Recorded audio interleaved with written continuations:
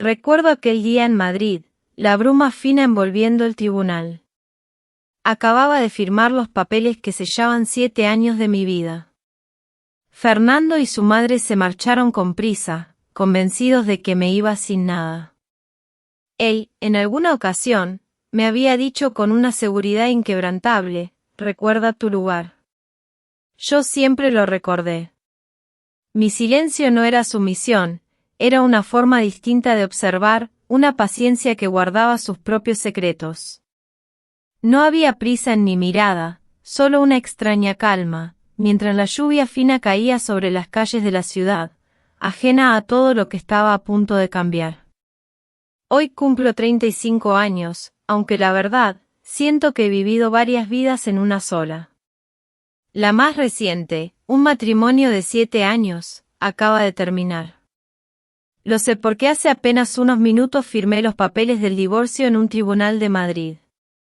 La lluvia fina golpeaba los cristales, como si el cielo mismo quisiera borrar los últimos vestigios de lo que fuimos. Yo estaba allí, sentada frente a Fernando y doña Carmen, su madre, mi ya ex-suegra.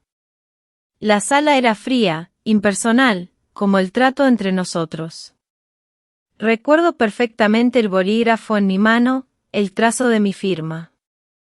Firme, sin temblor, sobre el papel que sellaba el fin de una etapa. Fernando, al otro lado de la mesa, recostado en su silla, con los brazos cruzados, evitó mi mirada. Doña Carmen, sentada a su lado, me observaba con una fijeza que pretendía ser intimidante. Su rostro era una máscara de satisfacción apenas disimulada. Al firmar, ella se inclinó ligeramente, y con un tono que pretendía ser generoso pero sonaba a sentencia, dijo: «Te vas con las manos vacías, ¿eh?» Yo solo asentí, un leve movimiento de cabeza. Sí, era un sí. Un sí que significaba: lo escucho, lo entiendo, lo acepto. Acepto que piensen eso de mí. Salimos de la sala. El pasillo del tribunal era largo, con el eco de nuestros pasos resonando en el mármol. Fernando y doña Carmen caminaban unos pasos delante de mí, sus siluetas se alejaban con la prisa de quien se ha quitado un peso de encima. No hubo palabras de despedida, ni lágrimas, ni siquiera un intento de retener algo. Solo el sonido de mis zapatos sobre el suelo de piedra, constante, decidido. Si alguien me hubiera visto en ese momento, habría jurado que era una mujer derrotada. Una mujer que dejaba el hogar de su marido sin nada, con una bolsa de tela vieja en la mano, el rostro sin maquillaje, los ojos hundidos por el cansancio. Pero hubo un detalle muy pequeño, que nadie notó. Mi mirada. Mis ojos no estaban rotos. Estaban extrañamente calmados. Tan calmados como si acabara de completar un trámite necesario, no de poner fin a una vida entera. Me detuve unos segundos en las escaleras del juzgado. El cielo de Madrid estaba gris, pero no llovía con fuerza, solo un viento frío me golpeó el cuello. Saqué el teléfono de mi bolso. La pantalla se iluminó, mostrando 12 llamadas perdidas de un número conocido. No devolví la llamada. En cambio, busqué otro nombre en mi agenda y marqué. La voz al otro lado de la línea era profesional. Activa todos los términos acordados, dije, mi voz uniforme, ahora mismo. Hubo un breve silencio, luego una respuesta concisa: entendido. Colgué. Y seguí caminando. Sin mirar atrás. A mis espaldas, Fernando y doña Carmen seguían en el pasillo, intercambiando miradas de complacencia. En su mente, este divorcio era un asunto cerrado. Una mujer eliminada de su familia, una preocupación resuelta. No sabían que, en los próximos 30 minutos, todo lo que creían tener firmemente en sus manos comenzaría a desvanecerse. Tampoco sabían que la mujer que ellos consideraban, sin nada, acababa de accionar el interruptor de una verdad que, durante 7 años, se negaron a ver. La pregunta ahora no era qué perdería yo, sino quién se quedaría sin salida cuando todo saliera a la luz. 7 años atrás, cuando yo, Elena, con 27 años y el rostro aún con la suavidad de quien cree que la vida recompensa a los buenos, arrastraba una pequeña maleta frente a la entrada de la casa de los de Fernando, nunca imaginé que estaba entrando en un matrimonio donde la paciencia se convertiría en costumbre. Venía de un pequeño pueblo de Extremadura, con mi título universitario en economía, y una prometedora carrera como jefa de contabilidad en una empresa extranjera. Dejé todo para seguir a Fernando a Madrid y ayudarle a construir su empresa. Él, en ese entonces, me hablaba con una pasión desbordante. Te necesito a mi lado, me decía. Cuando la empresa esté sólida, todo será nuestro. Y yo le creí, con toda la fuerza de mi juventud. Los primeros años de nuestro matrimonio, la casa de 3 plantas en las afueras de Madrid siempre tenía las luces encendidas. Yo era esposa, contable y, a menudo, la que resolvía las crisis. Cuando la empresa, Imperio Dorado, necesitaba dinero, yo me encargaba de mover los hilos.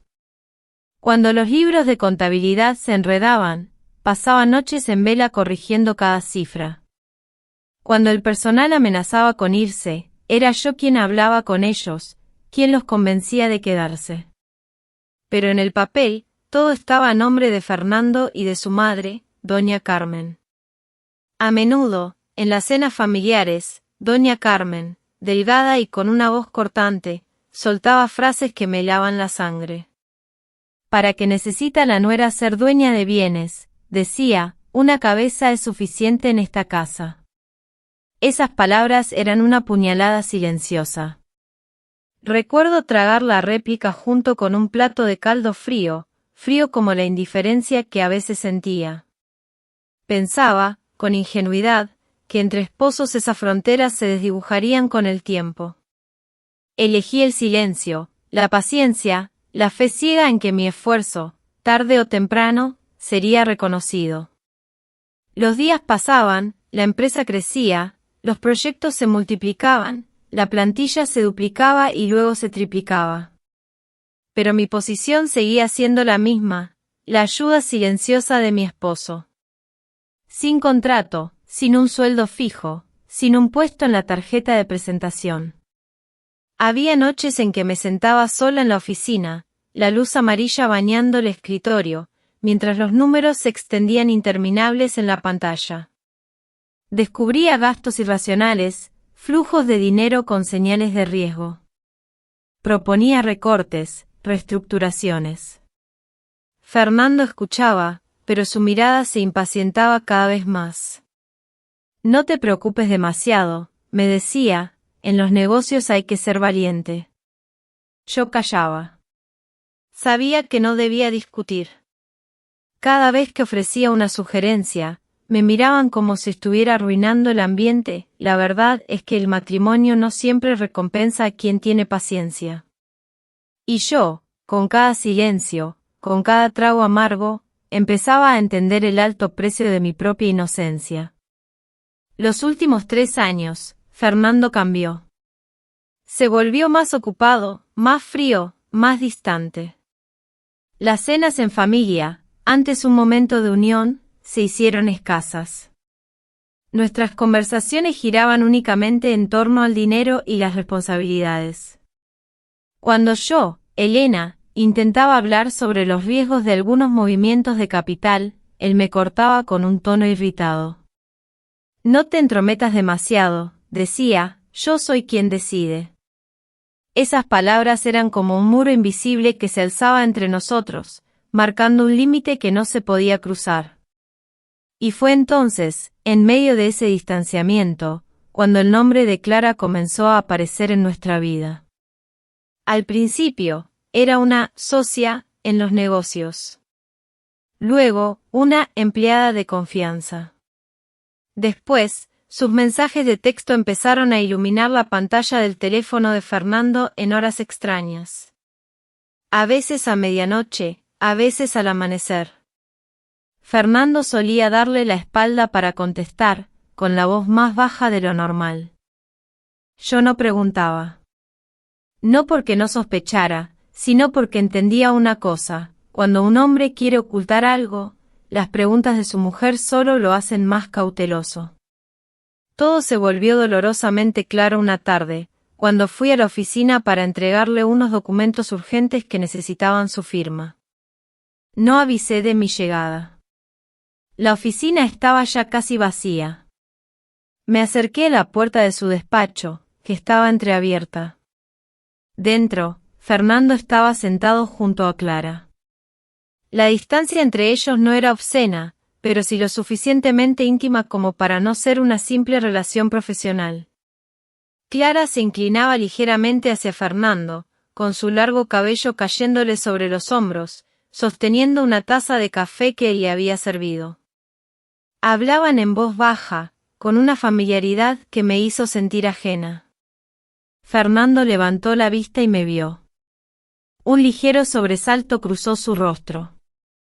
Clara también se giró, su mirada recorrió mi figura en un instante, evaluándome, antes de esbozar una sonrisa.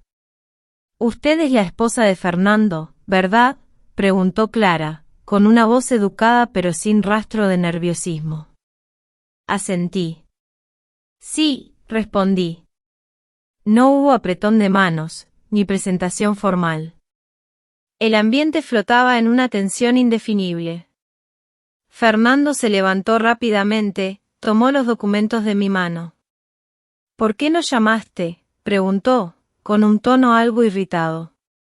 «Dijiste que era urgente», respondí, sin apartar la vista de Clara. Clara se despidió con una inclinación de cabeza, recogió sus cosas y dijo en voz baja: «Me voy ya, Fernando». La puerta se cerró, dejándonos a solas. Fernando no dio explicaciones. Firmó los papeles rápidamente, me los devolvió, como si me diera una instrucción. Dijo: «La próxima vez, para estas cosas, envía un correo electrónico». Lo miré fijamente. En ese momento, comprendí algo que siempre había evitado. El hombre que tenía delante ya no formaba parte de este matrimonio. Días después, doña Carmen me convocó al salón de casa. Puso sobre la mesa los papeles de divorcio, ya redactados, y me miró fijamente. «Firma», me dijo con voz cortante, «y sal en paz. Te daremos 50.000 euros para vivir». Mi corazón no se aceleró. No me sentí débil. Solo comprendí que había llegado el momento. Yo sabía la verdad, y ahora, ellos también la habían puesto sobre la mesa. No pregunté, no protesté. Miré el papel largo rato. Y luego firmé. No era por debilidad, era porque yo estaba esperando el momento adecuado. El momento que había estado preparando en silencio. Mi memoria vuelve a aquellos días en que Mateo, mi hijo, llegó al mundo. Fue un día de lluvia en agosto. Yo estaba en la cama del hospital, con mi hijo pequeño en brazos. Cansada, pero inmensamente feliz. Fernando estuvo allí, sí, pero apenas una hora, porque tenía una reunión urgente. Doña Carmen llegó después. Miró a su nieto un momento y luego dijo: «Un hijo varón es bueno, pero hay que intentar otro para asegurar la descendencia». Esa frase me encogió el corazón. Apenas me había recuperado del parto y ya escuchaba la palabra «hay que», asegurar, cumplir las expectativas de la familia de Fernando. Después del nacimiento de Mateo, tuve que encargarme del bebé y, a la vez, volver al trabajo. Había noches en que Mateo tenía fiebre.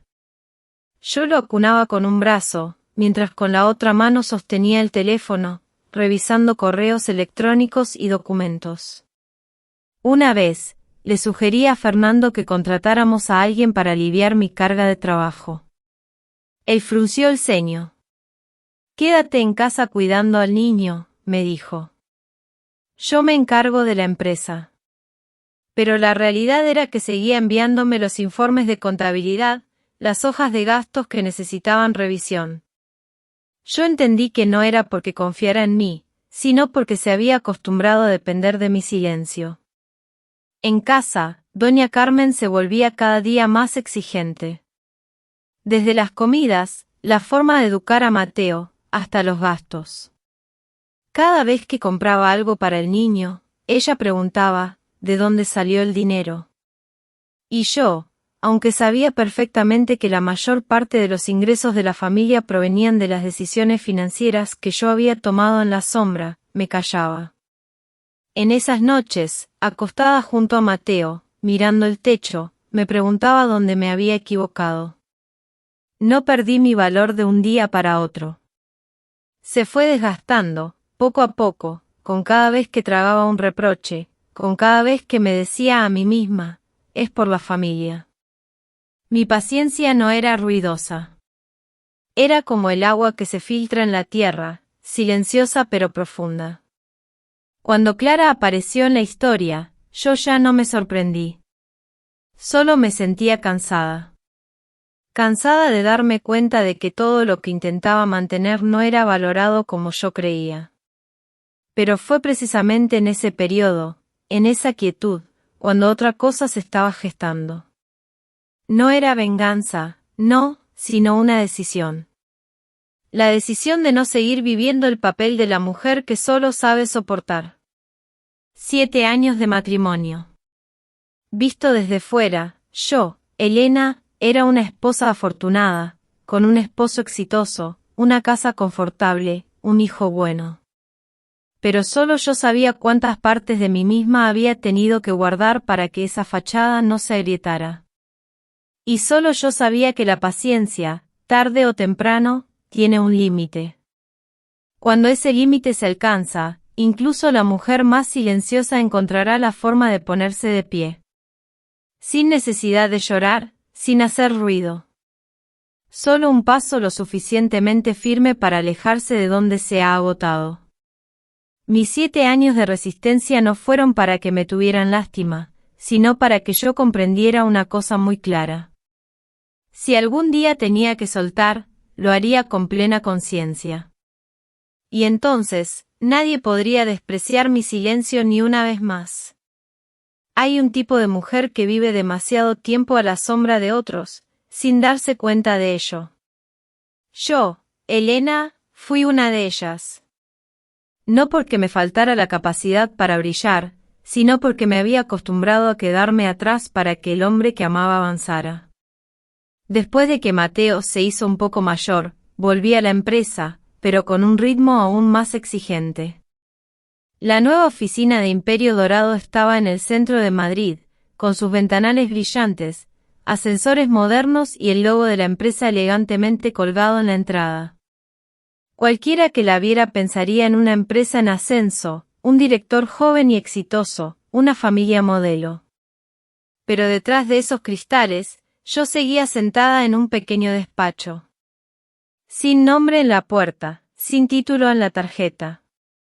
Era la única persona que manejaba todos los flujos de dinero entrantes y salientes, conocía cada préstamo, cada contrato de inversión, cada cláusula vinculante con los socios. Sabía dónde la empresa estaba firme y dónde se tambaleaba. Una vez, en una reunión interna, descubrí que una inversión importante estaba a punto de vencer y que el flujo de caja era insuficiente para cubrirla. Sugerí a Fernando que pospusiera un nuevo proyecto para rotar el capital. Fernando me escuchó, pero no dijo nada delante de todos. Por la noche, en casa, me reprendió. «¿Me haces quedar mal delante del personal?», me espetó. Yo me quedé callada. «Solo digo la verdad», respondí. «No necesito que me enseñes a ser director», replicó Fernando, su mirada fría. «Recuerda tu lugar», esas 4 palabras, «recuerda tu lugar», fueron como una línea invisible, marcando claramente la frontera entre nosotros. Me di cuenta de que, a los ojos de mi marido, yo no era una socia. Era un apoyo. Y los apoyos no necesitan ser reconocidos. A partir de entonces, Fernando comenzó a limitarme la participación en las grandes decisiones.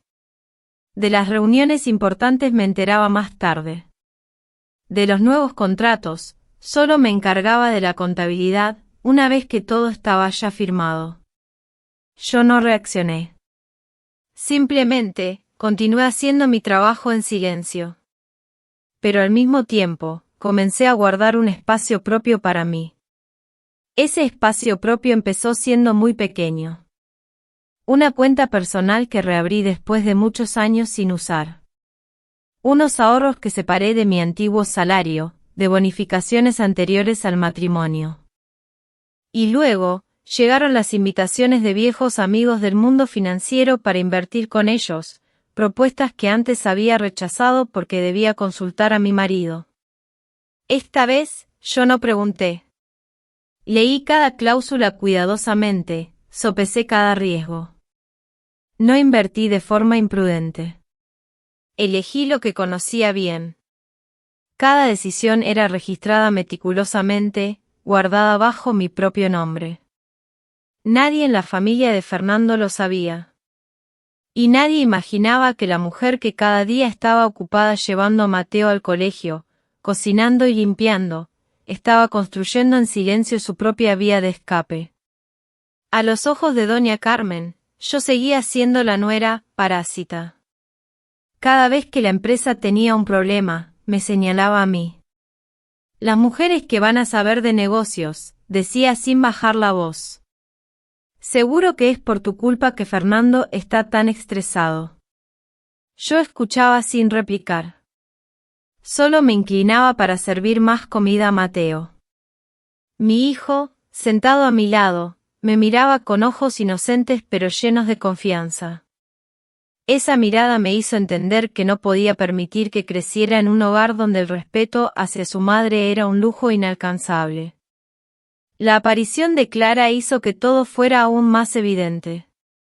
Clara era joven, hábil con las palabras, sabía cómo complacer a doña Carmen. En las cenas familiares, su nombre se mencionaba con frecuencia. Esa Clara es muy obediente, decía doña Carmen a Fernando, sin evitar mi presencia. Y trabaja con mucha agilidad. Yo me sentaba allí, como una sombra. Fernando no decía nada. Su silencio era la respuesta más clara.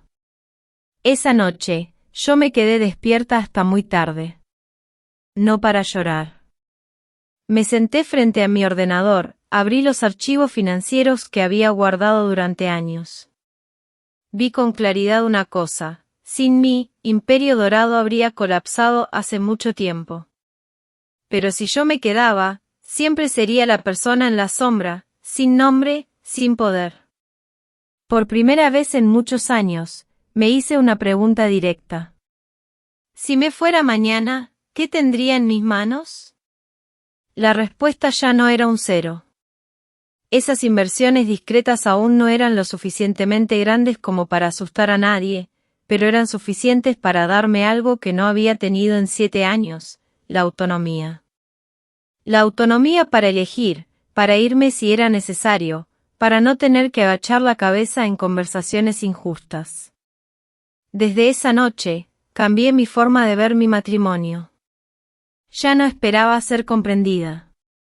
Observé más, recordé más y me preparé para un día que sabía que llegaría. El día en que ya no tendría que pedir permiso para vivir de acuerdo con mi propio valor. Clara, mientras tanto, se sentía cada día más segura, más atrevida. Comenzó a enviar mensajes de texto a Fernando en horas que sabíamos eran familiares, mensajes que se sentían más como sondeos. Fernando no la detuvo. Su silencio fue, en sí mismo, un permiso. En esos días, mi dolor ya no era tan agudo como antes. Quizás había superado la fase más dura de la herida hacía mucho tiempo. Ahora, solo sentía que estaba en una encrucijada donde ya no podía retroceder.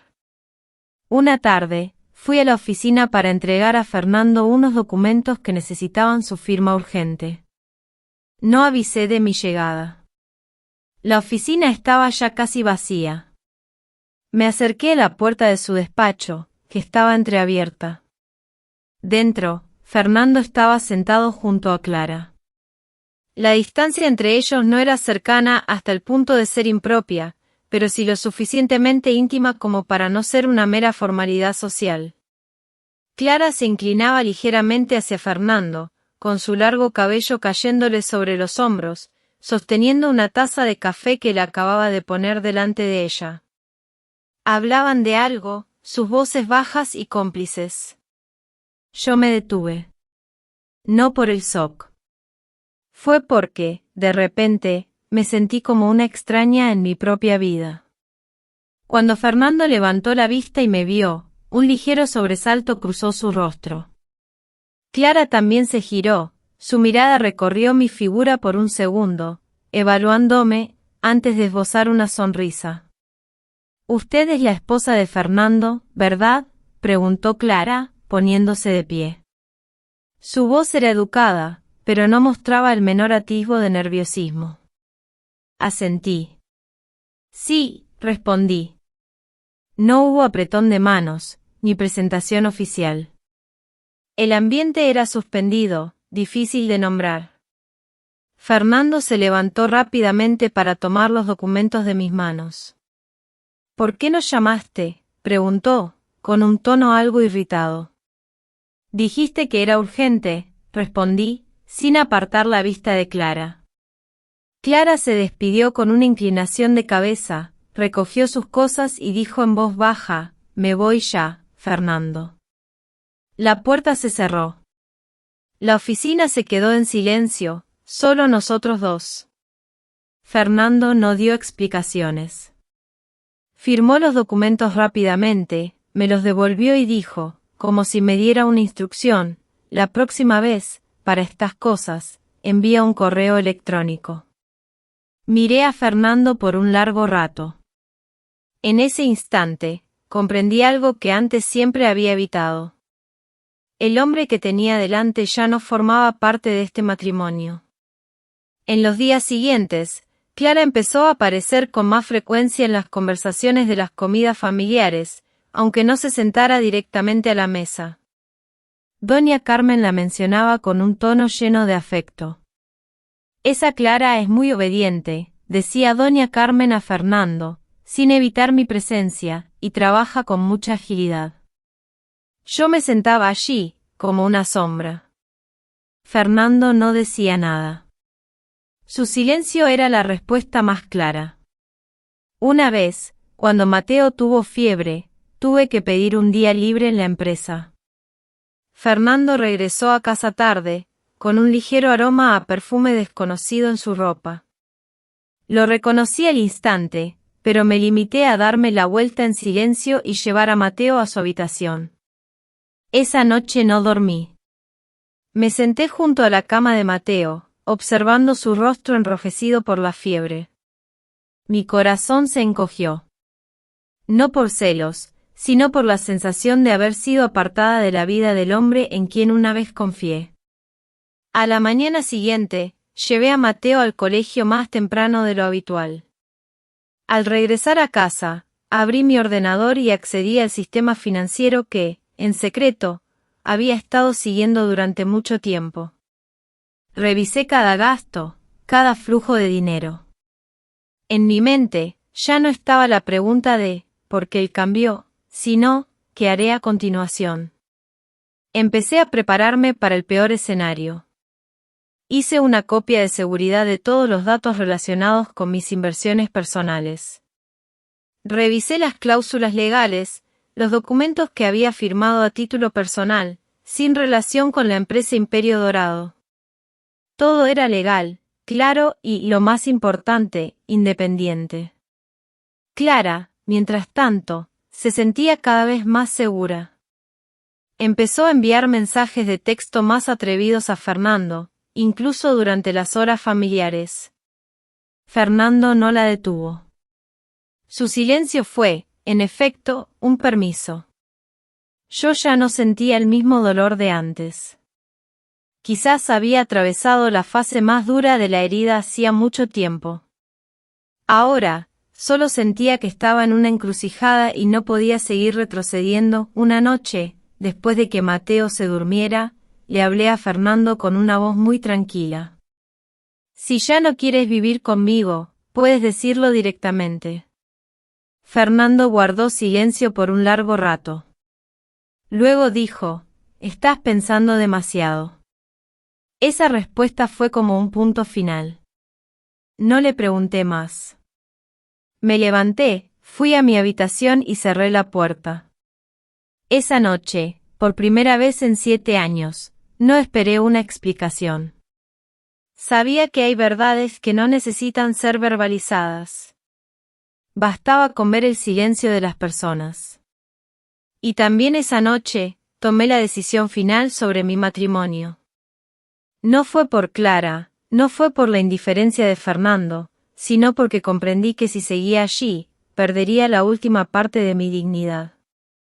La tercera persona fue solo la gota que colmó el vaso. El vaso ya estaba lleno desde hacía mucho tiempo, mi paciencia, vista desde fuera, parecía una rendición. Pero solo yo sabía que no era agachar la cabeza, sino inclinarse para ver con más claridad el suelo que pisaba, y también para observar con atención cada paso de los que me rodeaban. Después de aquella breve conversación con Fernando, no volví a mencionar el tema del matrimonio. Seguí levantándome temprano para preparar el desayuno, llevando a Mateo al colegio, ocupándome de las pequeñas tareas de la empresa cuando Fernando me las pasaba. Todo parecía seguir igual. Y esa misma calma, la mía, fue lo que tranquilizó a Fernando. Pensó que su mujer, como siempre, lo dejaría pasar en silencio. Pero yo ya no estaba en ese estado de dejar pasar. Empecé a reorganizar mi vida de forma muy discreta. Los documentos importantes los clasifiqué y guardé por separado. Mis contratos de inversión personal, los certificados de propiedad inmobiliaria a mi nombre desde antes del matrimonio, las cuentas fiduciarias a largo plazo, todo fue revisado, cotejado con mi abogado a través de llamadas breves y discretas. No hubo reuniones presenciales. Yo no quería dejar rastro. Sabía muy bien lo que la familia de Fernando pensaba de mí. A los ojos de doña Carmen, yo era solo una mujer acostumbrada a aguantar, a ser paciente, a poner los intereses de la familia por encima de los suyos. Una persona así, según su lógica, nunca se atrevería a hacer algo que cruzara los límites. Por eso, doña Carmen se sentía cada vez más confiada. Piénsalo bien, me dijo en una comida, con un tono que sonaba a bendición. Divorciada, con un hijo pequeño, ¿cómo vas a vivir? Esta casa no te retiene, pero tampoco te empuja al abismo. Yo asentí. Lo entiendo, respondí. Esa respuesta satisfizo a doña Carmen. Se volvió hacia Fernando. ¿Ves? Es sensata, eso es bueno. Las mujeres que buscan problemas solo sufren. Fernando guardó silencio. Estaba ocupado enviando mensajes de texto, la comisura de sus labios ligeramente curvada de una forma que yo no necesitaba adivinar para saber con quién estaba hablando. Yo observé la escena. Mi corazón ya no se retorcía como antes. En su lugar, sentía una lucidez fría. Me di cuenta de que, cuando uno ya no espera nada, el dolor también pierde su peso. En los días siguientes, reduje activamente mi presencia en las decisiones financieras de Imperio Dorado. No di consejos, no hice advertencias, no recordé nada. Cuando Fernando me pedía opinión, solo respondía de forma breve y neutral. Los riesgos que antes siempre intentaba evitar, ahora los dejaba correr. No porque quisiera que la empresa se hundiera, sino porque entendía que mi responsabilidad con ese lugar estaba a punto de terminar. Mientras tanto, Clara comenzó a ocupar más espacio como mi reemplazo. Fernando le encargó las tareas que antes yo hacía. Las cifras complejas confundían a Clara, pero Fernando no se daba cuenta. O quizás sí, pero no quería admitirlo. Es joven, ya aprenderá, dijo Fernando cuando le hice una leve sugerencia sobre un pequeño error. No seas tan exigente. Yo no respondí. Solo sonreí débilmente. Mi exigencia había salvado a esa empresa innumerables veces. Pero ahora, la facilidad era lo que ellos elegían. Por la noche, cuando Mateo dormía, yo me sentaba sola en mi habitación, abría mi portátil, revisaba las notificaciones de mi banco y de mis socios. Todo estaba en espera de activación. Solo un clic, una llamada, y el dinero se retiraría inmediatamente de los puntos de conexión de los que dependía Imperio Dorado. Todavía no lo había hecho. No por indecisión, sino porque esperaba el momento oportuno. Y ese momento llegó de la mano de la propia familia de Fernando. Una noche, doña Carmen me llamó al salón. Puso un montón de papeles delante de mí. El divorcio, dijo sin rodeos. Lo tenemos todo preparado. Firma, para que sea rápido. Yo miré los papeles por un largo rato. Doña Carmen pensó que estaba sopesando mis opciones y añadió, tranquila, no te dejaremos con las manos vacías. Te daremos una cantidad, digamos, por nuestra buena voluntad. Yo sonreí. ¿Cuánto?, pregunté. Doña Carmen mencionó la cifra de 50.000 euros. Una cantidad suficiente para que una mujer normal viviera modestamente durante unos años, pero insignificante comparada con lo que yo había contribuido en 7 años. Asentí. De acuerdo, dije. Fernando me miró, sorprendido. Él tenía preparadas palabras de persuasión, incluso una reprimenda. Pero yo no le di la oportunidad de usarlas. Mañana iremos al tribunal, dijo doña Carmen, su voz ahora más suave. Es bueno que lo hayas pensado con claridad. Me levanté, hice una reverencia y volví a mi habitación. Cerré la puerta. Me apoyé en ella, cerrando los ojos por unos segundos. No para llorar, sino para confirmar conmigo misma que todo había llegado a su fin. La trampa llamada paciencia estaba completa. Los que cayeron en ella no lo sabían. Creían que yo había aceptado la derrota. Creían que esta mujer ya no tenía nada con que contraatacar. Pero no sabían que mi paciencia nunca fue una debilidad. Era la calma antes de que otra puerta se abriera. Y cuando esa puerta se abriera, no habría ninguna advertencia previa. A la mañana siguiente, el proceso judicial fue tan rápido que tuve la sensación de haber cruzado una puerta, sin tiempo para mirar atrás, y ya todo había terminado. No hubo discusiones acaloradas, ni lágrimas suplicantes. Todo se organizó pulcramente, tal como la familia de Fernando deseaba. Fernando llegó 10 minutos tarde. Vestía una camisa blanca, pantalones negros, con la pulcritud de quien está a punto de completar un trámite. Al sentarse, solo me saludó con un breve movimiento de cabeza, su mirada pasó rápidamente por mí, sin detenerse. Doña Carmen llegó antes, sentada erguida, con las manos sobre su bolso, el rostro tranquilo como si asistiera a una reunión familiar. Yo me senté frente a ellos, mi figura pequeña y esbelta, con una chaqueta gris claro, el cabello recogido. No parecía una mujer a punto de divorciarse, sino alguien que se había preparado muy bien para este momento. Sobre la mesa, delante de mí, además de los papeles del divorcio, había otro expediente delgado, que yo había colocado ordenadamente sin abrir. ¿Desean conciliar?, preguntó el juez, siguiendo el protocolo. Doña Carmen habló primero, su voz era tajante. No. Ya lo hemos pensado bien. Fernando asintió, secundando a su madre. Yo levanté la vista, mi mirada serena. Yo también. 3 respuestas concisas que cerraban 7 años de vida en común. Nadie mencionó a Mateo.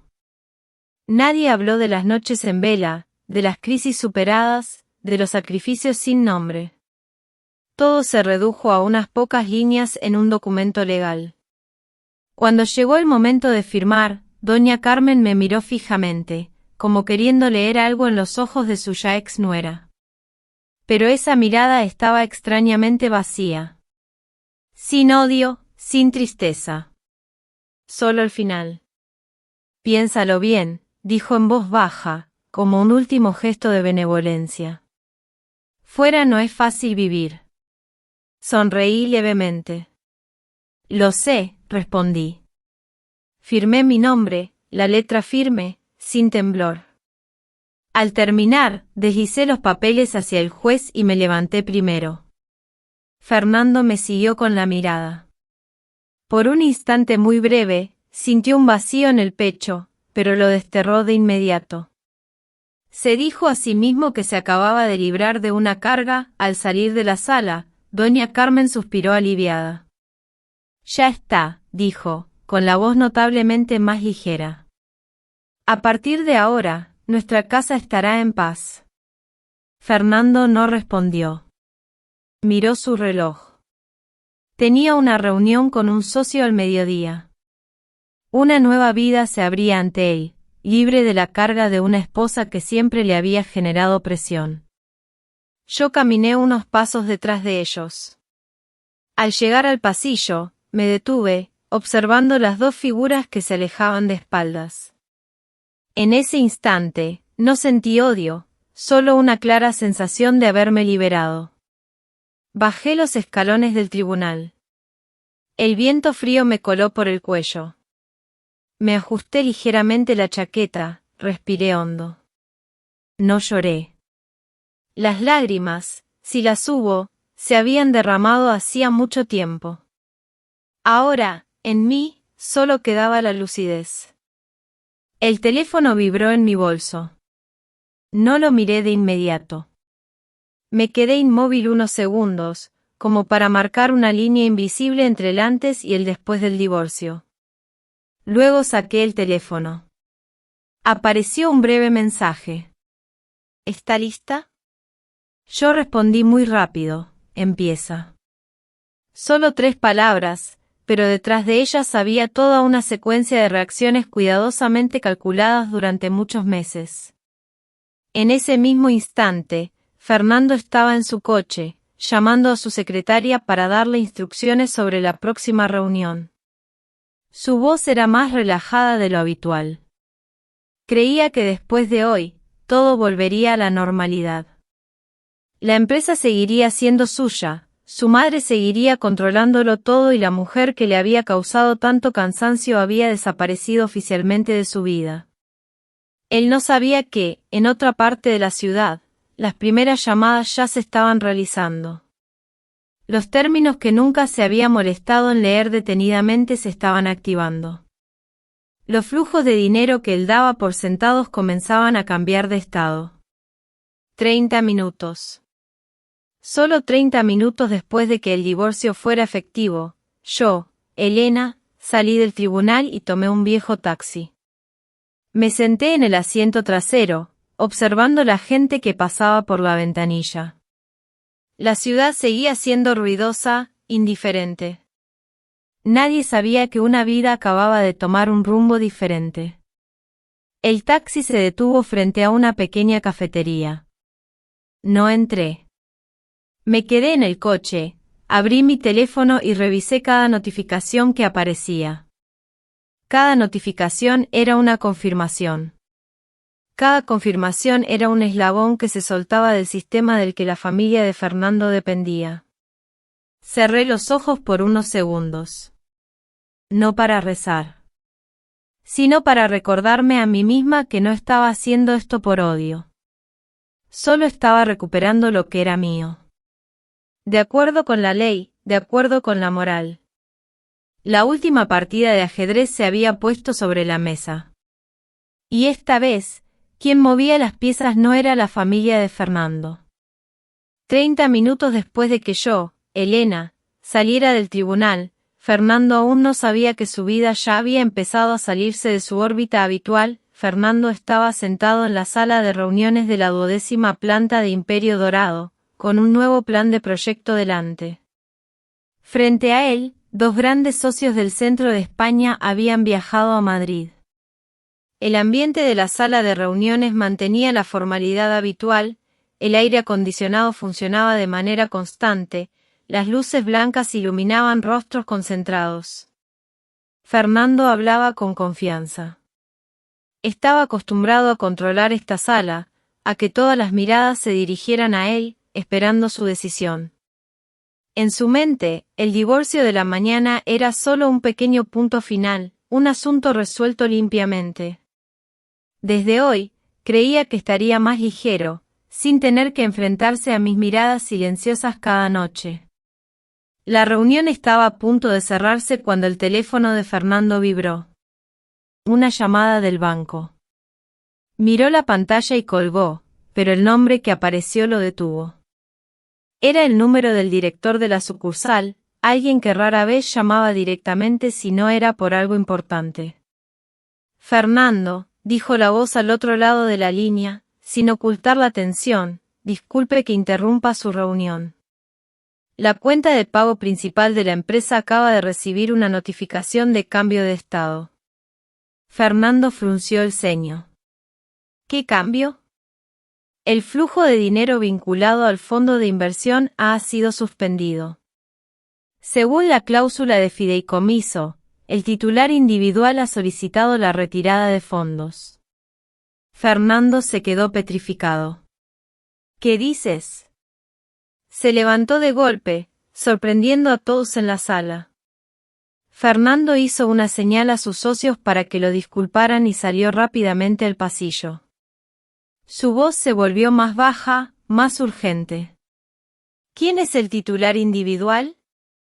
La voz al otro lado del teléfono guardó silencio por un momento, luego respondió, clara y precisa, cada palabra como un golpe en su oído. Es la señora Elena. Fernando se quedó inmóvil. El pasillo era largo y desolado, el zumbido del aire acondicionado a su alrededor, pero ya no escuchaba nada más que los fuertes latidos de su propio corazón. Una idea cruzó por su mente, irracional pero aterradora. ¿No puede haber algún error?, preguntó Fernando, su voz ronca. Ella solo es personal de apoyo interno, no puede ser la titular. Hemos verificado los archivos, respondió el director del banco, su voz manteniendo una profesionalidad fría. Todos los documentos son legales. Estas cuentas fiduciarias se abrieron antes del matrimonio y no tienen relación legal con la empresa Imperio Dorado. Según la solicitud, estamos obligados a proceder. Fernando colgó, sus manos todavía temblaban. Regresó a la sala de reuniones, tratando de mantener la calma, pero su rostro estaba visiblemente pálido. Los socios lo miraron con recelo. ¿Hay algún problema, Fernando?, preguntó uno. Fernando forzó una sonrisa. Nada, haremos un descanso de 10 minutos. Pero esos 10 minutos no fueron suficientes para que Fernando entendiera lo que estaba pasando. Su teléfono no dejaba de sonar, del departamento de contabilidad, de otros bancos, del departamento legal. Cada llamada seguía a la otra, trayendo información fragmentada pero con una conclusión común: los flujos de dinero importantes están siendo retirados, congelados o en estado de espera de confirmación. Al mismo tiempo, en otra parte de la ciudad, yo, Elena, seguía sentada en silencio en la pequeña cafetería, con mi taza de té ya fría. No miraba la pantalla del teléfono constantemente como Fernando. Solo revisaba las notificaciones según los hitos preestablecidos. Cada notificación que aparecía, solo asentía ligeramente, como confirmando algo que ya estaba previsto. Recordaba muy bien cada cláusula que había firmado, cada sello que había puesto. Esos bienes no surgieron de la nada. Se construyeron a partir de los años que trabajé antes de casarme, de las inversiones que gestioné en secreto durante el tiempo en que fui despreciada. Y lo más importante, nunca pertenecieron a la familia de Fernando. De vuelta en Imperio Dorado, Fernando empezó a sentir un pánico que nunca antes había experimentado. Llamó a su madre. «Madre, tenemos un problema», dijo, tratando de mantener la voz tranquila pero sin ocultar la urgencia. Elena, ella es titular de algunas inversiones relacionadas con el flujo de dinero de la empresa. Al otro lado de la línea hubo silencio por unos segundos. «¿Qué dices?» «Las cuentas están siendo retiradas, el banco dice que es por su solicitud». La voz de doña Carmen se elevó de repente. «¿Cómo es posible? Ella es solo una mujer que se queda en casa cuidando al niño, ¿qué va a saber de inversiones?». Fernando no respondió. Él mismo se estaba haciendo esa pregunta. En su mente, mi imagen seguía siendo la de la mujer silenciosa, paciente, que siempre estaba detrás de él. ¿Cómo podía una persona así tener la llave de los flujos de dinero vitales de la empresa? Esa tarde, los socios llamaron uno tras otro para posponer las firmas. Nadie dio una razón directa, pero todos mencionaron sutilmente el riesgo del flujo de dinero y la necesidad de más tiempo para revisar. Fernando se sentó en su despacho, con la puerta cerrada, sus manos apretando el teléfono hasta que los nudillos se pusieron blancos. Mientras tanto, yo, Elena, después de salir de la cafetería, pasé por el colegio a recoger a Mateo. Mi hijo corrió a abrazarme, su voz inocente: «Mamá, hoy llegaste temprano». Me incliné para abrazarlo. El familiar olor a sol y sudor infantil me calmó. En medio de la agitación que se desarrollaba en otro lugar, este momento me recordó por qué tenía que ser fuerte. Por la noche, cuando toda la familia de Fernando había caído en un estado de confusión, yo recibí una llamada de un número conocido. «Elena», dijo la voz de Fernando al otro lado de la línea. Ya no sonaba tan seguro como por la mañana. «¿Tú, qué estás haciendo?». Guardé silencio por unos segundos. Luego respondí, mi voz uniforme y tranquila: «Solo estoy haciendo lo que tengo derecho a hacer». Al otro lado de la línea, Fernando no pudo decir nada más. Por primera vez en su vida, sintió que no entendía a la mujer con la que había vivido durante 7 años. Y también por primera vez, empezó a darse cuenta de que mi silencio nunca estuvo vacío. El pánico no llegó de inmediato. Se infiltró en la casa de Fernando como un viento frío. Al principio, solo hizo temblar, luego se caló tan hondo que ya no había forma de evitarlo. Esa noche, doña Carmen se sentó en el salón, frente a una cena fría. Había esperado a Fernando para cenar, como de costumbre durante décadas, pero el reloj ya marcaba casi las 8 de la tarde y en la casa solo se escuchaba el televisor en voz baja, con un programa que ella no entendía.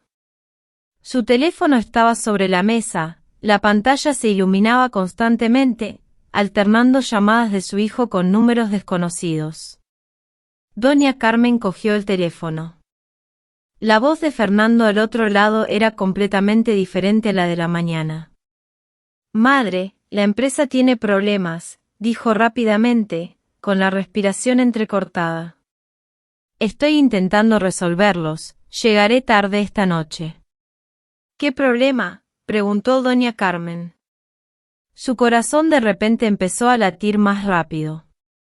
Por la mañana todo estaba bien. Fernando guardó silencio por unos segundos. «Está relacionado con el dinero». Solo esas 2 palabras bastaron para que doña Carmen sintiera un escalofrío. Ella no era una mujer de negocios, pero entendía muy bien que el dinero era la sangre vital de Imperio Dorado. Sin dinero, todo se detendría. «Tiene que ver con Elena, ¿verdad?», preguntó directamente. Al otro lado de la línea, Fernando suspiró. «Sí».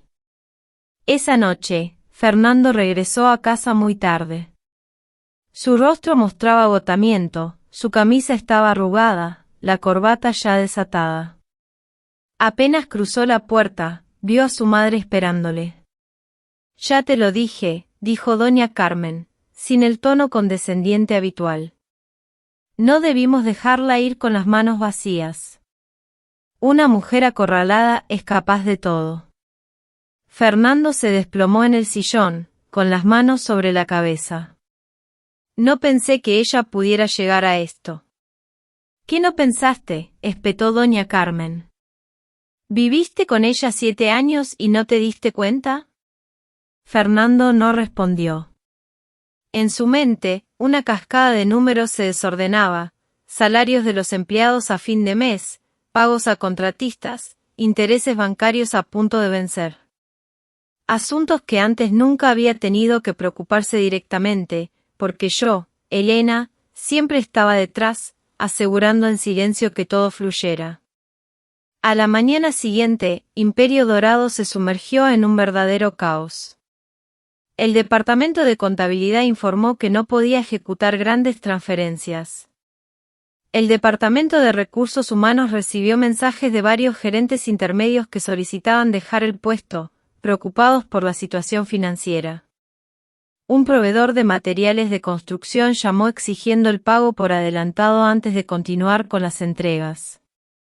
Fernando iba de una oficina a otra, su voz ya no era tan decidida como antes.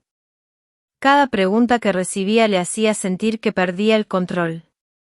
Fernando, si no se liberan los fondos a tiempo, la obra de Toledo tendrá que detenerse. Fernando, el banco exige garantías adicionales. Fernando, los socios quieren reunirse directamente para aclarar la situación. Esas llamadas se sucedían como olas, golpeando con fuerza al hombre que alguna vez creyó estar en la cima.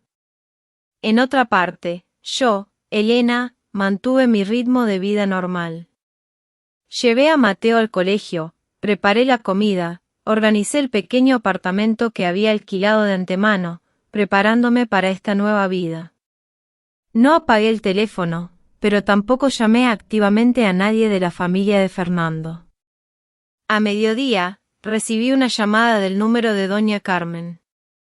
Elena, la voz de doña Carmen ya no era tan cortante como antes.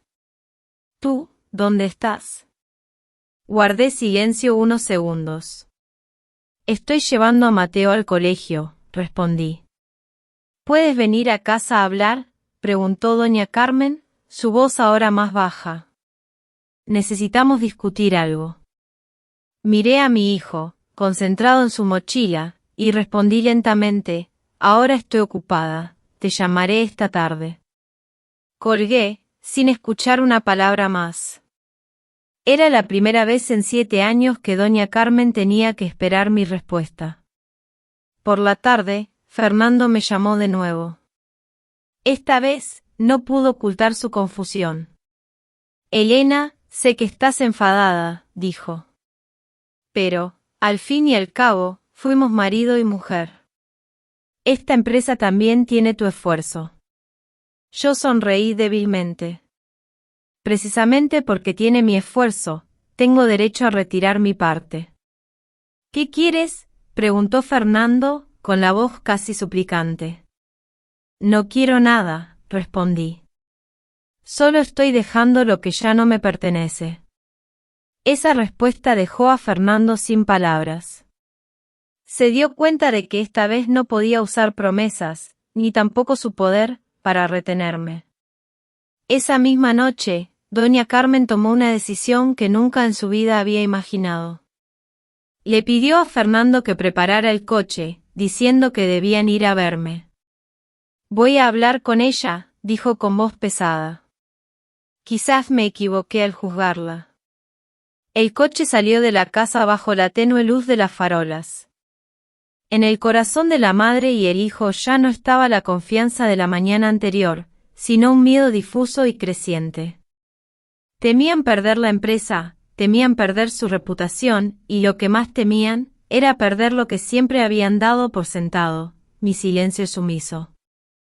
Pero aún no sabían que ese silencio había terminado y que lo que les esperaba no se limitaría al pánico. La verdad nos llegó con una explosión. Llegó lentamente, capa tras capa, como cuando uno se quita un vendaje que ha estado pegado demasiado tiempo a la piel. Doloroso, pero inevitable.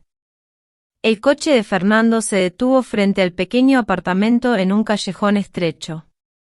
Doña Carmen bajó primero, mirando a su alrededor, con una expresión de incredulidad. Había imaginado muchos escenarios para mi vida después del divorcio, pero nunca pensó que sería una habitación tan sencilla. «¿Su casa es aquí?», murmuró. Fernando no respondió. Miró al balcón del segundo piso, donde una pequeña planta se marchitaba al sol. Esa escena no se parecía en nada a lo que él había imaginado de mi vida al dejar su casa. Era demasiado tranquila, demasiado serena, y esa misma serenidad lo inquietaba. Abrí la puerta al oír llamar. Llevaba un suéter fino, el cabello recogido, sin prisas. Al verlos delante de mí, no me sorprendí.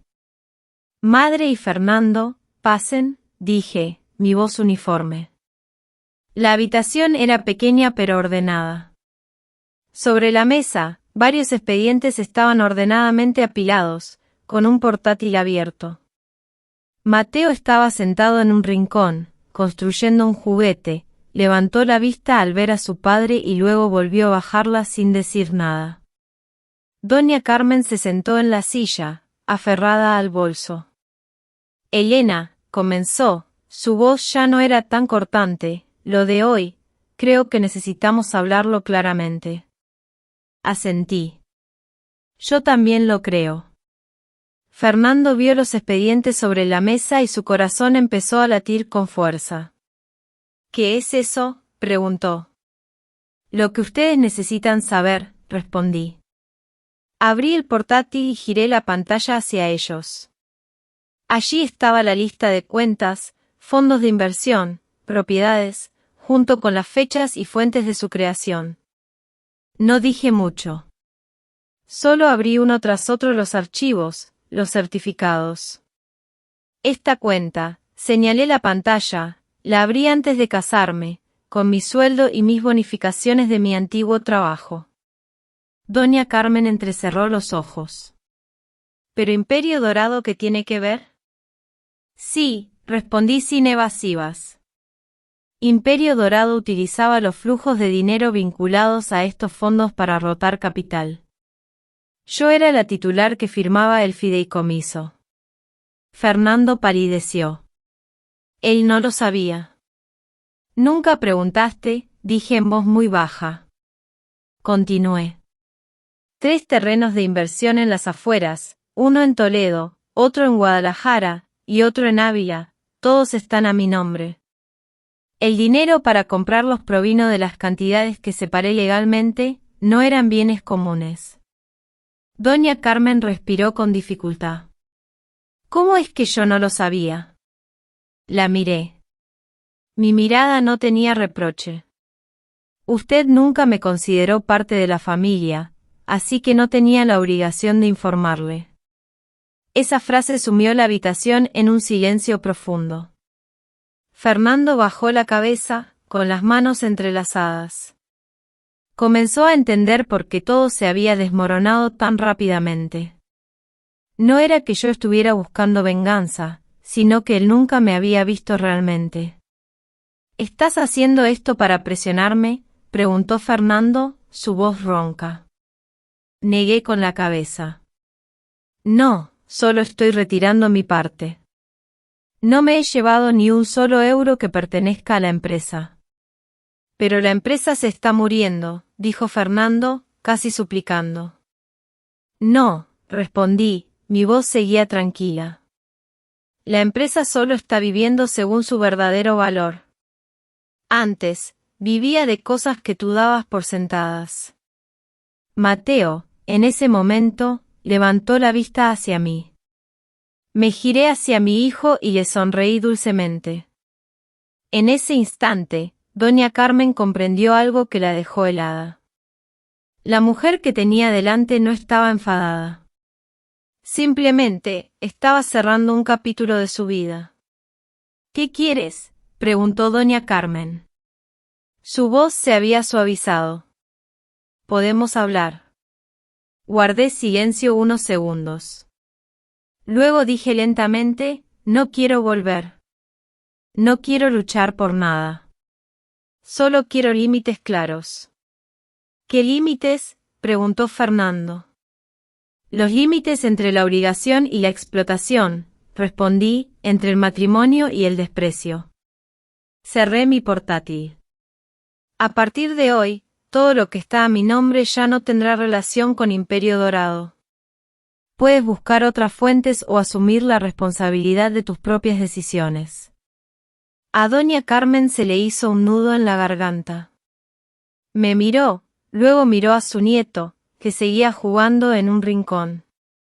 Por primera vez en su vida, se dio cuenta de que la mujer que ella tanto había despreciado era la que había sostenido a toda esa familia durante muchos años. Elena, dijo, su voz temblorosa. Madre, lo siento. Yo no respondí de inmediato. Me levanté, me acerqué a Mateo y puse mi mano sobre su hombro. Solo espero que, cuando Mateo crezca, no tenga que ver a su madre ser despreciada. Fernando levantó la vista, sus ojos enrojecidos. Yo me equivoqué. Lo miré fijamente por un largo rato. Luego dije, te equivocaste no por haberme traicionado, sino por pensar que mi silencio no tenía valor. La reunión terminó en un ambiente pesado. Cuando la madre y el hijo se fueron, yo me quedé en la puerta, mirándolos alejarse.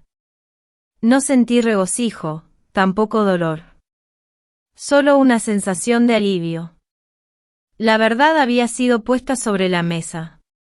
Y cuando la verdad es lo suficientemente clara, no hay súplicas que puedan cambiarla. Después de aquella noche lluviosa, entre yo, Elena, y la familia de Fernando, se estableció un nuevo límite. Claro y frío como una línea blanca que divide dos carriles. Nadie lo cruzó y nadie pudo fingir que esa línea nunca había existido. El préstamo a corto plazo se firmó rápidamente, exactamente como yo había dicho. El contrato fue redactado por un abogado independiente, con cláusulas estrictas, intereses transparentes y garantías claras. No hubo palabras de afecto, ni indulgencia. Fernando firmó su nombre en la última página, sus manos temblaban ligeramente. Por primera vez en su vida, firmaba un documento donde, en la posición de socio, no de esposo, estaba la mujer con la que había compartido 7 años. Cuando la pluma se separó del papel, Fernando tuvo la sensación de haber cerrado por completo una puerta que antes siempre pensó que podría abrir en cualquier momento. Imperio Dorado superó temporalmente la asfixia. Los salarios de los empleados se pagaron, algunas obras se reanudaron, pero el ambiente dentro de la empresa era diferente. Ya no estaba la confianza absoluta del líder, ni la vaga sensación de seguridad en la que Fernando solía apoyarse. Cada decisión ahora lo hacía dudar, porque sabía que nadie le cubría las espaldas en silencio. Doña Carmen también cambió, no de la noche a la mañana, sino a través de pequeños detalles. Ya no me llamaba para insistir como antes, ni me daba consejos con tono condescendiente. Cada vez que llamaba, mantenía un tono mesurado, incluso cauteloso. ¿Cómo está Mateo últimamente, hija?, preguntaba en una breve llamada. Está bien, respondía yo. Estudia bien. Doña Carmen guardaba silencio un momento. Ah, eso es bueno. La llamada terminaba ahí, sin más palabras. Ambas entendíamos que nuestra relación nunca volvería a ser como antes, y que tampoco necesitaba serlo. Yo, Elena, mantuve mi palabra. No participé en la gestión, no interferí en las decisiones de Imperio Dorado. Toda comunicación era a través de abogados o correo electrónico de trabajo, clara, concisa, sin emociones. Cuando el préstamo fue desembolsado, solo verifiqué el progreso, sin preguntar nada más. Por la noche, en el pequeño apartamento recién alquilado, dedicaba más tiempo a Mateo. Lo llevaba al parque, le preparaba comidas sencillas pero acogedoras. Mateo no preguntaba mucho por su padre. El niño solo sentía una cosa, que su madre ya no estaba triste, y para él, eso era suficiente. Una vez, mientras hacía sus deberes, Mateo levantó la vista y preguntó en voz muy baja, «Mamá, ¿papá sigue viviendo con nosotros?» Me detuve, lo miré. «Mi amor, no, pero papá sigue siendo tu padre». «¿Y estás triste, mamá?», preguntó Mateo, con voz cautelosa. Yo sonreí, acariciando su cabeza. «Ya no estoy triste, mi amor. Solo estoy aprendiendo a vivir de otra manera». Esa respuesta no era solo para mi hijo, sino también para mí misma. Por su parte, Fernando empezó a aprender a asumir responsabilidades de verdad. Ya nadie le recordaba los riesgos futuros. Ya nadie corregía en silencio sus decisiones precipitadas. Lo que hacía, lo tenía que asumir él solo. Hubo momentos en que quiso llamarme para pedirme consejo, por la vieja costumbre. Pero luego se detenía. Entendía que ya no era su derecho. Una noche, Fernando estaba solo en su oficina, mirando por la ventana del tráfico de la calle. De repente, recordó las noches en que yo me sentaba con él, revisando cada número, corrigiendo cada pequeño error. En aquel entonces, él pensaba que eso era algo obvio. Ahora, ese recuerdo se había convertido en una lección tardía. El límite que yo, Elena, había establecido no estaba destinado a castigar. Era simplemente para que cada uno ocupara su lugar. Y eso, precisamente, los obligó a todos a madurar. Y yo, Elena, por primera vez en mucho tiempo, sentía una verdadera ligereza. No porque hubiera ganado a nadie, sino porque ya no tenía que perderme a mí misma para interpretar un papel que no me pertenecía. La ley del karma no llega de forma ruidosa, como amenazas. Llega en silencio, lentamente, y no se olvida de nadie. Después del préstamo a corto plazo, Imperio Dorado entró en una fase aparentemente estable, pero era solo una fina capa de hielo sobre un agua que se enfriaba lentamente. Las decisiones anteriores, basadas en mi apoyo invisible, ahora se enfrentaban directamente a la realidad. Fernando se dio cuenta de que cada error tenía un precio, y que ya nadie lo pagaría por él. Los proyectos antiguos tuvieron que ser revisados. Los contratos firmados a toda prisa fueron examinados minuciosamente por los socios. Algunas inversiones que parecían rentables resultaron ser solo burbujas. Fernando empezó a ir temprano y volver tarde, pero ya no con el entusiasmo del conquistador, sino con la figura de alguien que intenta evitar que el barco zozobre.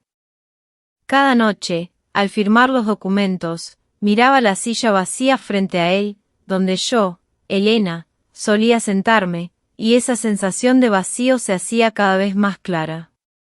Clara desapareció de la historia tan rápido como apareció, sin despedirse, sin una mirada atrás. Cuando los encuentros ya no aportaban beneficios, esa relación se disolvió como el hielo. Fernando no la culpó. Comprendió que había elegido creer en lo superficial y había ignorado el cimiento más sólido de su vida. Doña Carmen también se enfrentó a su propio karma. Su arrogancia, que antes había sido su apoyo, ahora se había convertido en una carga. Ya no presidía la mesa para emitir juicios. Aprendió a preguntar con amabilidad, a esperar respuestas. Cada vez que veía a Mateo a través de la pantalla del teléfono, recordaba la imagen de sí misma arrodillada bajo la lluvia. Ese recuerdo la hacía guardar más silencio y temer más. Y yo, Elena, mi vida no era un cuento de hadas. Todavía tenía que trabajar, calcular, preocuparme por el futuro de mi hijo. Pero había una diferencia fundamental: todas las decisiones estaban en mis manos. Acepté más proyectos de consultoría, seleccioné a mis socios, mantuve un ritmo de vida adecuado. Por la mañana, llevaba a mi hijo al colegio. Por la tarde, lo recogía. por la noche, leía con él. Esas cosas, que antes me había negado a mí misma, ahora eran lo más valioso. Una vez, Mateo preguntó, «Mamá, ¿algún día tendré que ser como papá?» Reflexioné. Solo tienes que ser como tú, mi amor. Pero recuerda una cosa, nunca desprecies a quien está a tu lado. Esa frase no era pesada.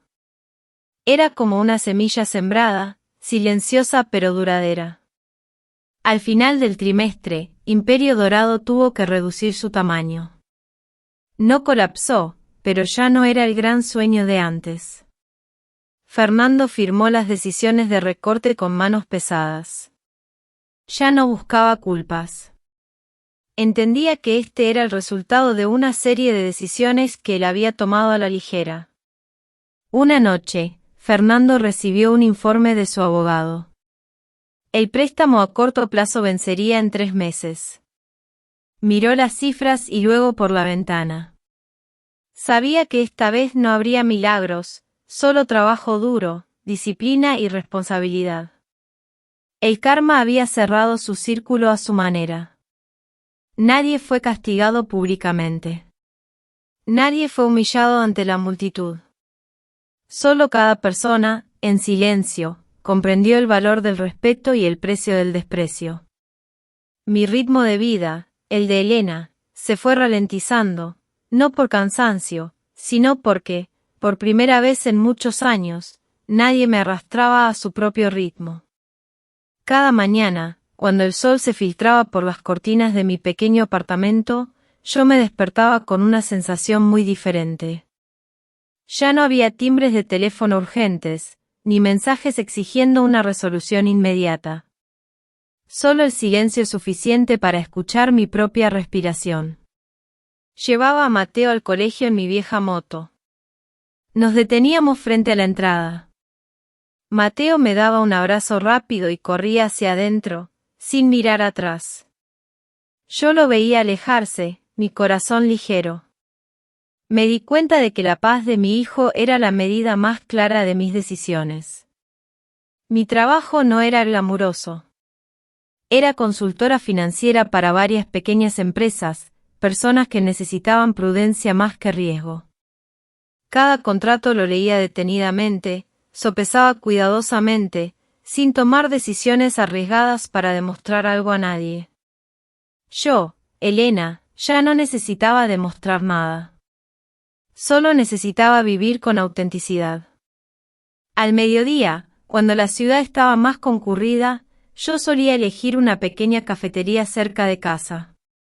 Comía despacio, bebía té caliente, leía unas pocas páginas de un libro.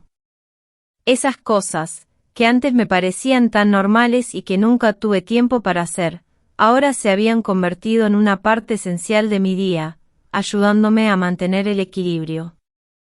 A veces, los viejos recuerdos me visitaban, no de forma ruidosa ni violenta. Solo un breve instante en que recordaba los años en que creía que el silencio era la mejor manera de mantener una familia. Pero luego, ese recuerdo también pasaba, tan rápido como una nube que cruza el cielo. Yo, Elena, no lo ahuyentaba. Solo lo miraba y lo dejaba disiparse por sí mismo. Por su parte, Fernando seguía luchando con sus responsabilidades. No se había derrumbado, pero ya no era arrogante. Cada día que pasaba, se veía obligado a aprender de nuevo a ser un verdadero líder, sin depender del sacrificio silencioso de otros. De vez en cuando, pensaba en mí, Elena, no para intentar recuperarme, sino como se piensa en una lección por la que se ha pagado un precio demasiado alto para comprenderla. Doña Carmen también vivía más despacio. Ya no organizaba reuniones para presumir de los logros de su hijo. En cambio, pasaba las tardes sentada sola en el patio, recordando las palabras que había pronunciado. Hay errores que, cuando se reconocen, ya es demasiado tarde para enmendarlos. Solo podía elegir vivir el resto de su vida con más cuidado. Yo, Elena, no miré hacia atrás. No porque fuera indiferente, sino porque la luz que tenía delante era suficiente para seguir adelante. Una mujer no necesita ganar a nadie para ser feliz. Solo necesita no perderse a sí misma. Una noche tranquila, cuando Mateo ya dormía, yo me paré junto a la ventana, observando la ciudad iluminarse. De repente, sonreí. No porque todo fuera perfecto, sino porque, por fin, estaba viviendo la vida que yo misma había elegido. Aquella mañana, yo, Elena, me desperté más temprano de lo habitual. Amanecía, y la luz tenue se colaba por la ventana, cayendo suavemente sobre el rincón de la mesa donde Mateo dejaba sus libros. Me quedé inmóvil unos segundos, respiré hondo. No para prepararme para una batalla, sino para abrazar un día normal. Aquello que, durante muchos años, había sacrificado para aferrarme a cosas que no me pertenecían. Preparé un desayuno sencillo para los dos. Mateo comía despacio, me contaba pequeñas cosas de la clase, sus ojos brillantes y despreocupados. Yo escuchaba, asentía, sonreía. De repente, me di cuenta de que la felicidad no necesita grandes declaraciones. Reside en el hecho de que las personas estén presentes, de verdad, unas para otras. El préstamo venció y se pagó puntualmente. Fernando firmó la confirmación de cumplimiento de sus obligaciones, enviando un breve correo electrónico a través de los abogados. Ni una palabra de súplica, ni una justificación. Yo leí el correo, lo guardé y apagué el ordenador. No sentí alivio por haber ganado. Solo sentí que todo había vuelto a su lugar correcto. Fernando estaba frente a la ventana de su oficina, observando el flujo de gente abajo. Imperio Dorado ya no tenía la ambición de crecer desmedidamente. Era más compacta, más lenta y se veía obligada a vivir de su verdadera fuerza interna. Él entendía que este era el precio a pagar. Nadie lo había empujado a esta situación. Él mismo la había elegido. Doña Carmen llamaba menos. Cada vez que lo hacía, preguntaba por su nieto, decía unas pocas palabras y luego se callaba. Ya no había juicios, ni imposiciones. Su silencio ahora tenía un significado diferente, el de la aceptación. Yo, Elena, no volví al pasado para revisar aciertos o errores. Lo cerré con dignidad, sin permitir que el rencor se prolongara.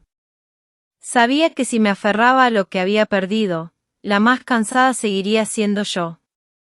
Por la tarde, recogí a Mateo. Los dos caminamos un corto tramo por el parque, la brisa era fresca, los niños jugaban. La vida seguía tan normal que uno podría olvidar las tormentas que habían pasado. Yo, Elena, tomé la mano de mi hijo, caminando despacio, mi corazón en paz. Algunos matrimonios terminan con ruido. Otros se cierran en silencio. Pero lo importante no es cómo termina, sino si la mujer que sale de él ha logrado conservarse a sí misma. Yo, Elena, lo había logrado.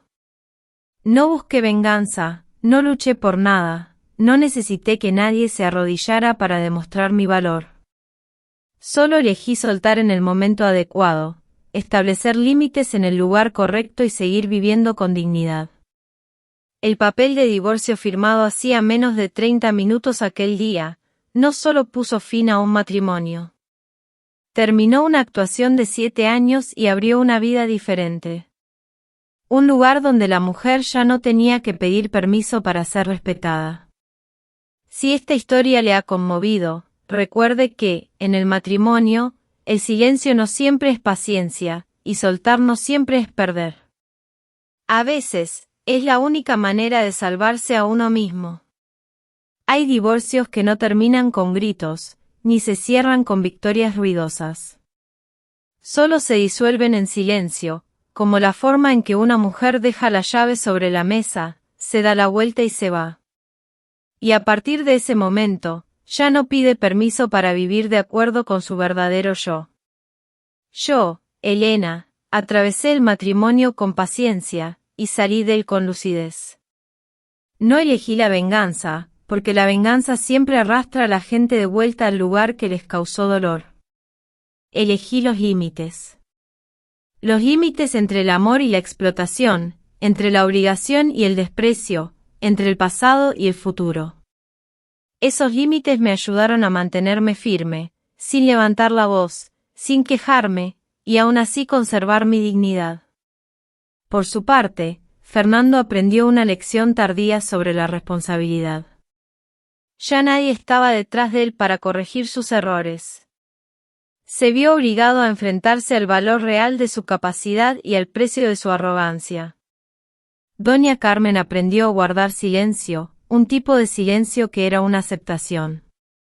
El karma no necesita exhibirse, solo necesita tiempo para que cada uno comprenda su parte. Mi vida, la de Elena, no fue un cuento de hadas, pero fue una vida con elección, con paz, con desayunos completos, noches tranquilas y un hijo que creció en el respeto hacia su madre. A veces, la felicidad no es mantener una familia a toda costa, sino conservarse a uno mismo para que un hijo tenga una madre íntegra. Si esta historia le ha llegado al corazón, recuerde que soltar no es perder.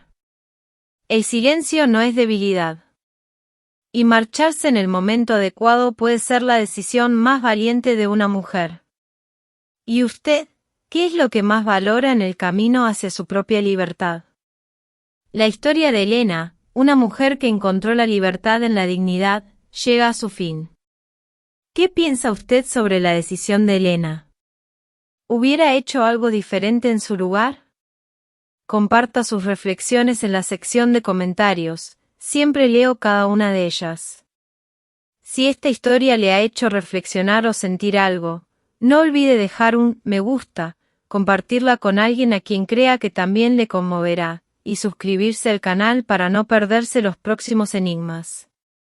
Nos vemos en la próxima historia, y quién sabe, quizás la próxima vez, usted sea el protagonista o la protagonista.